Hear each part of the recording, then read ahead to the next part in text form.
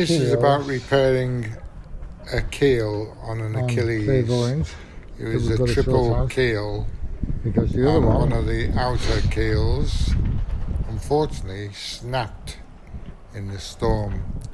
So the idea is to try and piece it back together. snapped off, It's filled with concrete. completely snapped off. So what I've got to do with this now, put those in. This is concrete here. Put those in. The difficult job is lining them up, because there's the other half of the keel. I've got to line that up with those. Completely, it was all gone at the side there. We've filled that, and now the job is to try and get this back on in shape, and then fiberglass it back on and pour concrete back in. That was a quick repair yesterday on the rudder as well. There's only a few bits that just need sorting really, but other than that, it's yeah, the idea now is to try and get these holes lined up so we can drill those in that piece there, and then we've got to try and lift it in position, hold it in position, make sure it's in line. There's a lot of things to do, and then we're going to glass around it using woven roving, but it should be okay. One hopes.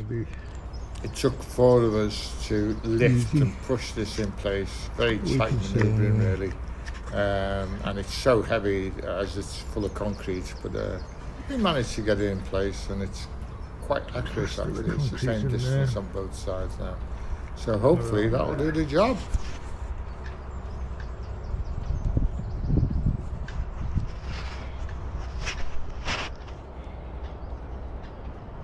Well, before the weather deteriorates too much, I've got to try and get some form of grip on this keel.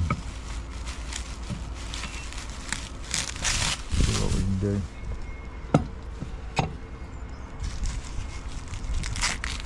I think the key thing today is to try and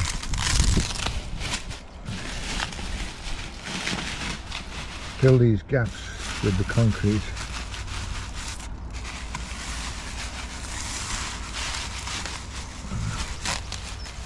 See if we can get some form of semblance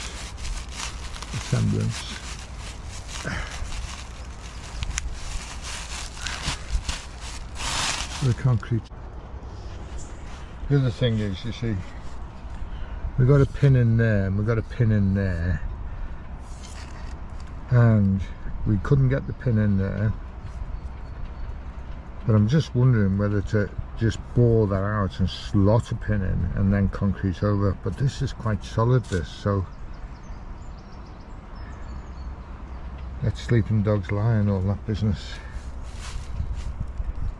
Anyway, we'll see what we can get away with and what we can't. Having filled in the concrete, finally got a few layers on before it started to pour down. Temperature's not good either, not quite so smooth on that side, but we'll get it done, we'll get it finished. And the idea is that we'll put a few downward strips on, and that should keep it okay. Then it's just doing the finishing touches now. Been filling in some of the little gaps, and then sand that down. Should be smooth then, and then we can put the gel coats on.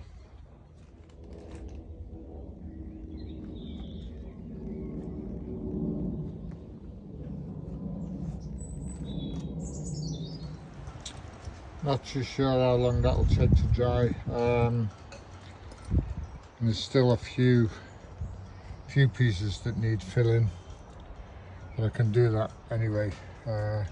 That's the gel coat on, Paul, but I'm not convinced because it's too cold. It went really cold when I was applying it. It was all right this morning, but it's gone really cold, so I might have to scrape all that off or wash all that off with acetone and then reapply it when the weather's more appealing to it.